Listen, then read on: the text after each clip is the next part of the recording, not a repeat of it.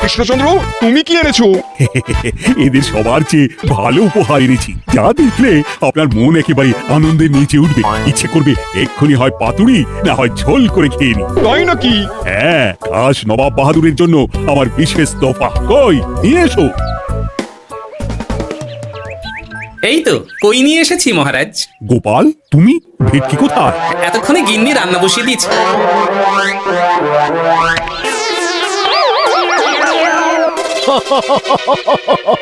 শেষে কিনা কই মাছ। আর কোনো মাছ খুঁজে পেলে না নাকি কৃষ্ণচন্দ্র? ছি ছি ছি, তোমার জন্য লজ্জায় আমার নাক কাটা গেল গোপাল। ফিরে গিয়ে আমি তোমার গর্দান নেব, এই বলে দিলাম। অনেক হয়েছে, এবার তোমরা সবাই আমার কথা মন দিয়ে শোনো। আমি তোমাদের সবাইকে একটা করে জ্যান্ত মাছ আনতে বলেছি, একটি বিশেষ কারণে।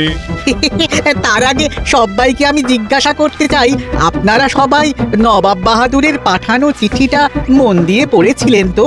হ্যাঁ পড়েছি। হ্যাঁ হ্যাঁ হ্যাঁ, আমরাও পড়েছি। বেশ, তাহলে তো তোমরা এই আমন্ত্রণের কারণটা জানো। তোমাদের আনা মাছেদের আয়ু যতদিন, তোমাদের রাজ্যের আয়ুও ততদিন।